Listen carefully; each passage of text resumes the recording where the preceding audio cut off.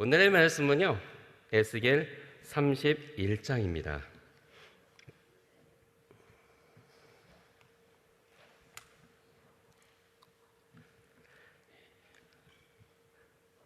에스겔 31장 말씀을 봉독하겠습니다. 제11년 3월 초 1일에 여호와의 말씀이 내게 임하여 가라사대, 인자야, 너는 애굽 왕 바로와 그 무리에게 이르기를, 내 큰 위엄을 네게 비하랴. 볼지어다, 아수르 사람은 가지가 아름답고 그늘은 살림의 그늘 같으며 키가 높고 꼭대기가 구름에 닿은 레마는 백항목이었느니라. 물들이 그것을 기르며 깊은 물이 그것을 자라게 하며 강들이 그 심긴 곳을 둘러 흐르며 보의 물이 들의 모든 나무에까지 미치매 그 나무가 물이 많음으로 키가 들의 모든 나무보다 높으며 굵은 가지가 번성하며 같은 가지가 길게 뼈어났고 공중의 모든 새가 그 큰 가지에 깃들이며 들의 모든 짐승이 그 가는 가지 밑에 새끼를 낳으며 모든 큰 나라가 그 그늘 안에 거하였었느니라.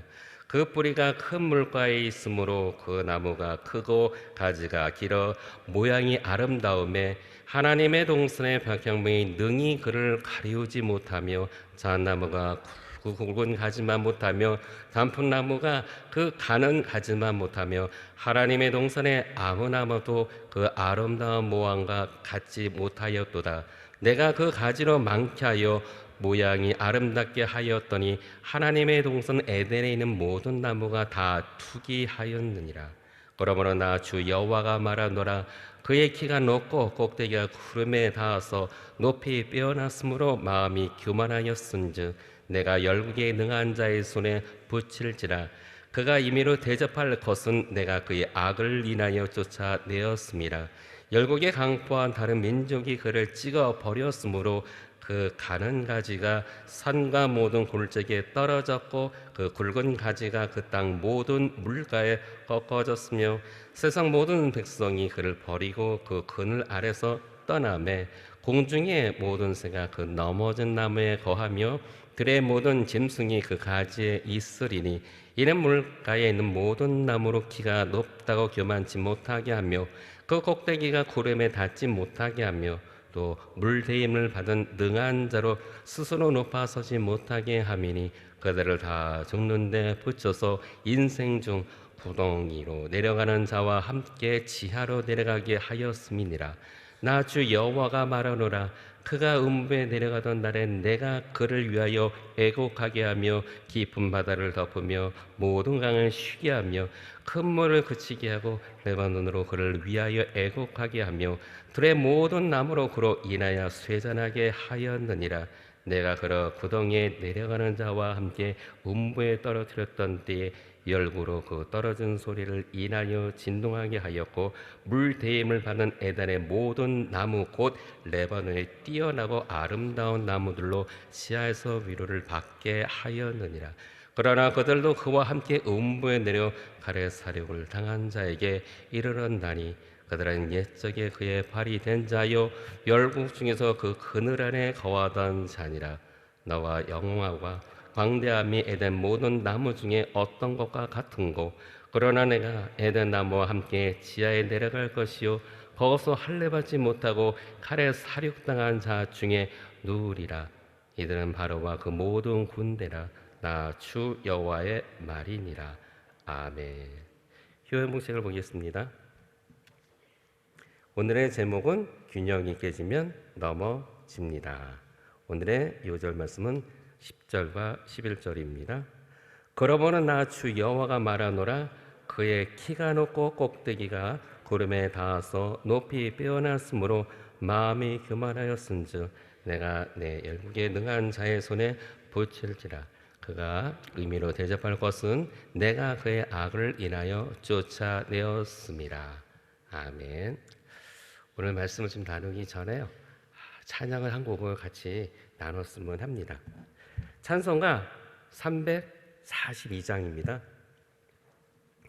찬송가 342장, 어려운 일 당할 때. 어려운 일 당할 때 나의 믿음 적으나 의지하는 내 주를 더욱 의지합니다. 세월 지나갈수록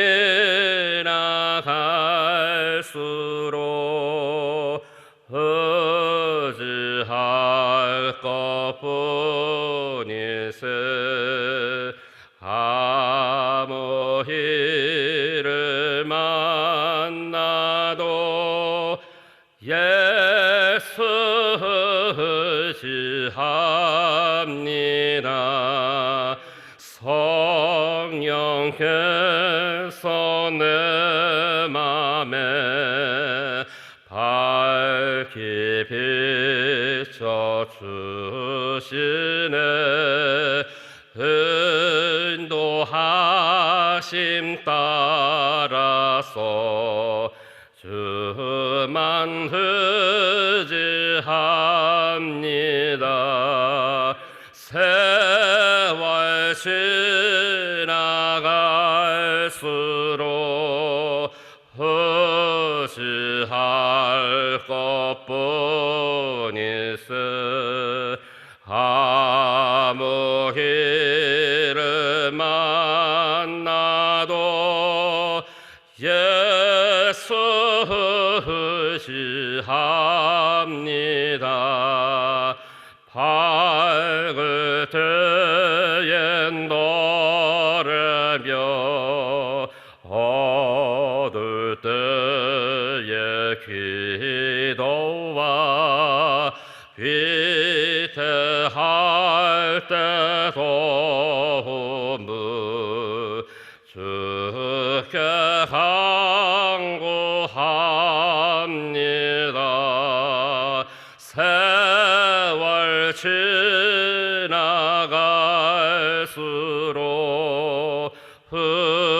의지할 것뿐이세 아무 일을 만나도 예수 의지합니다. 생명 있을 동안에 예수 의지합니다. 천국 올라가도록 의지할 것뿐이세 세월 지나갈수록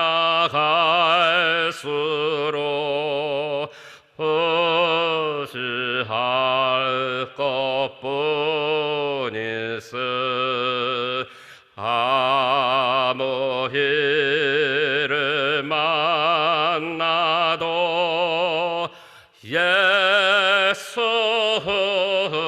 의지합니다.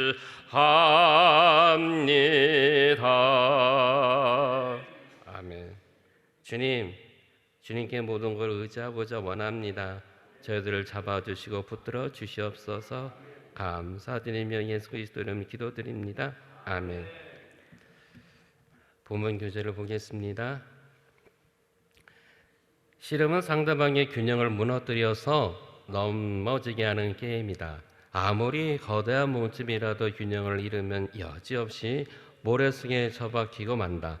몸이 균형을 잃으면 넘어지는 것처럼 우리의 마음과 신앙도 균형을 잃으며 무너지고 만다. 역사 속에서 영화를 누렸던 많은 나라들이 무너진 것도 바로 이 균형을 잃었기 때문이다. 본상에서 하나님은 애굽의 멸망을 아수르의 몰락과 비교하신다. 이들은 모두 레바논의 백향목과 같이 화려하고 위험 있는 강대국이었다. 화려한 백향목과 같은 애굽은 그 자태가 얼마나 아름다운지 에덴 동산의 모든 나무들이 투별할 만큼 영광을 누렸다. 사실 애굽이 이렇게 번성할 수 있었던 것은 전적으로 하나님께서 허락하셨기 때문이다. 하나님께서는 깊은 물처럼 마르지 않은 부귀와 영화를 애굽에게 주셨으며 그 모양이 아름답도록 권세를 주셨다. 그러나 애굽은 자신의 빼어남을 자랑으로만 여길 뿐 겸손하지 못했다. 하나님이 높여주신 만큼 한쪽에는 겸손이라는 줄을 달아 균형을 맞춰야 했지만 오히려 교만했다. 그 결과 애굽은 하나님의 심판을 받아 역사 속에서 영원히 사라지고 말았다. 하나님이 높여 주셨다면 다른 한쪽에는 스스로 낮추는 겸손으로 균형을 맞추어야 한다. 기도와 말씀이 균형을 이루어야 한다. 예배를 열심히 드리는 것과 생활 속에서 실천하는 것이 균형을 이루어야 한다. 자신을 돌아보아 한쪽에 치우심이 없이 없는 성도가 되자. 31장은요 이집트에 대한 5번째 예언인데요, 예루살렘 포위된 지 2년이 지나 예루살렘이 멸망당하기 1개월 전 기원전 586년 3월, 그리고 에스겔이 바벨론의 포로가 된 지 11년 3개월이 되는 해에 주어졌습니다. 아시리아는 하나님께서 허락하신 권세와 부귀로 모든 나라의 지배자가 되었지만요, 교만으로 하나님께 멸망을 받게 되고 말았습니다. 에스겔은 아시리아의 영광과 몰락을 바로 왕과 이집트 백성에게 다시 생각나게 해서 이집트 멸망을 미리 알렸다는 것을 강조하고 있어요.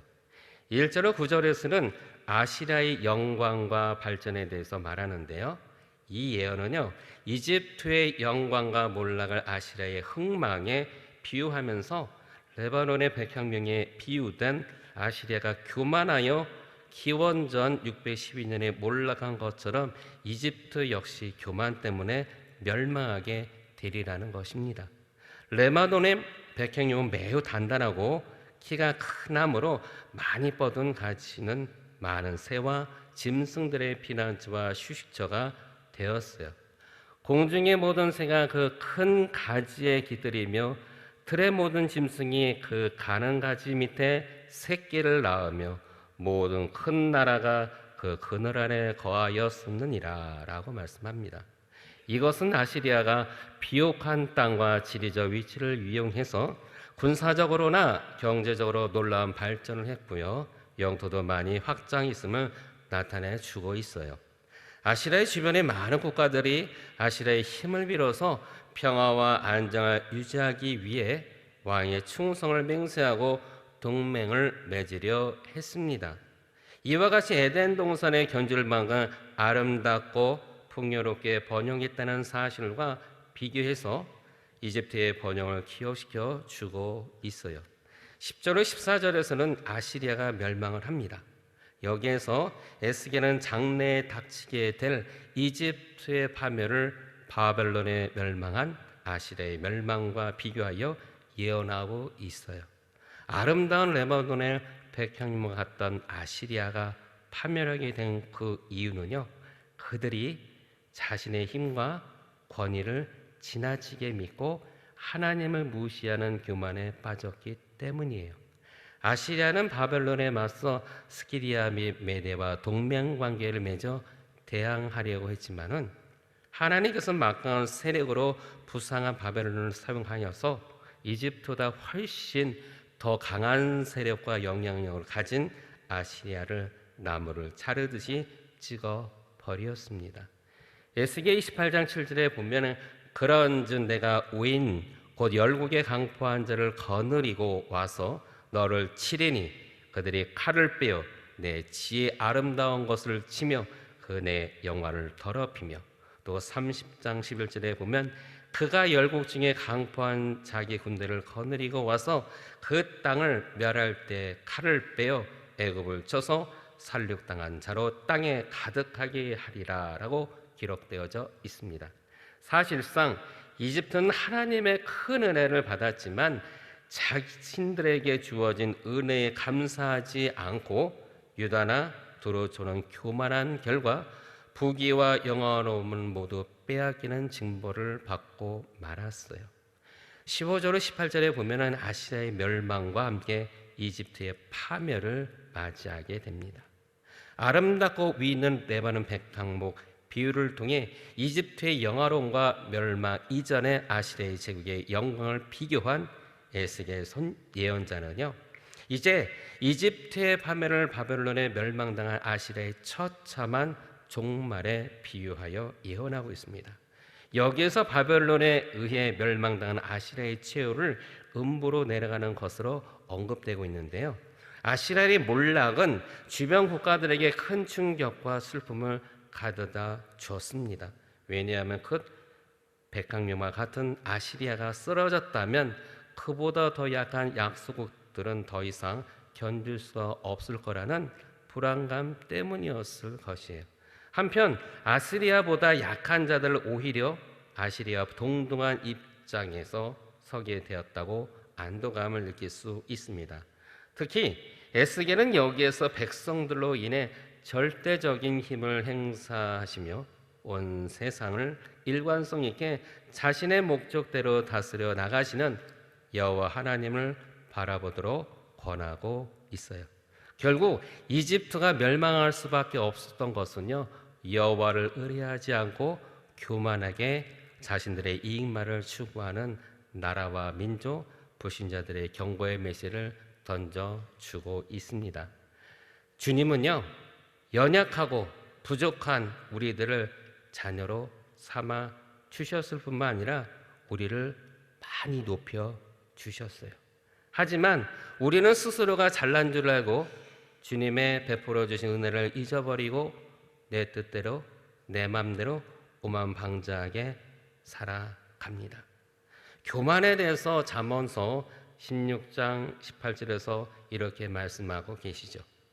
교만은 패방의 선봉이요 거만한 마음은 넘어짐의 아첩이니라고 말씀하셨어요. 주님 우리에게 복을 넘치도록 주시기를 원하십니다. 그러나 우리들의 겸손과 순종할 줄 모르는 마음의 그릇으로 인해 주님이 주시고자 하는 복을 받을 그릇이 못되어 넘어집니다. 우리가 주님이 주시는 복을 받고 온전히 쓰임받기 위해서는요, 늘 성령으로 충만해야 합니다. 우리의 연약한 부분에 성령으로 다스림을 받아 주님 말씀에 온전히 순종하는 자녀가 되어 주님의 뜻을 우리를 통해 이루시기를 간절히 기도합시다. 기도하겠습니다. 사랑의 하나님, 주님과 만남의 적인 예배를 허락하여 주심을 정말 감사드립니다. 예배를 통해 주님의 말씀을 듣고 주의 마음을 알게 하시고 우리의 연약한 믿음을 자라나게 하시고 기도를 통해 우리의 연약한 부분을 내려놓게 하여 주심을 감사합니다.